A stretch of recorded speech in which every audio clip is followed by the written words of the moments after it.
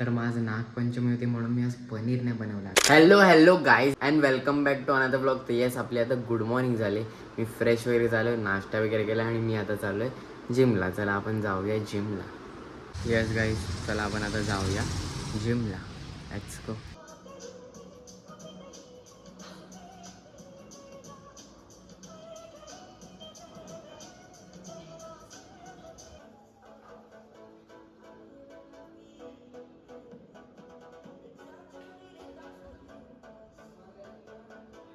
Yes guys, workout झाला आहे आणि आपण घरी आल्यात आणि आपण जेवूया आणि जेवायला बघा. गाईज भोजन बघता आजचं. कालची भाजी होती, डाळ भात, लोणचं वगैरे, तूप मारके. वाव.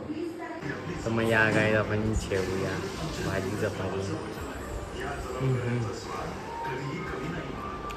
आणि गाईज डाळ भात. Wow wow. येस गाईज, संध्याकाळ झाले आणि आपण जरा आता चहा पिऊया. येस गाईज, आपण आता नाश्ता करूया. मी उचली येते.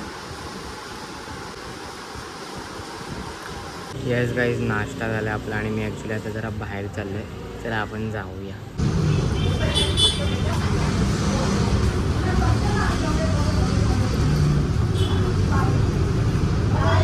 येस गाईज, मी घरी आलो आहे आणि आपण जेवायचं. आपण जेवूया आणि जेवायला बटाट्याची भाजी आणि चपाती आहे गाईज. आणि ही कोणती तरी भाजी आहे अजून. वा. येस गाईज, आपलं जेवण झालं आहे आणि येस, दिवस संपलेला आहे आणि एव्हरीथिंग इज डन.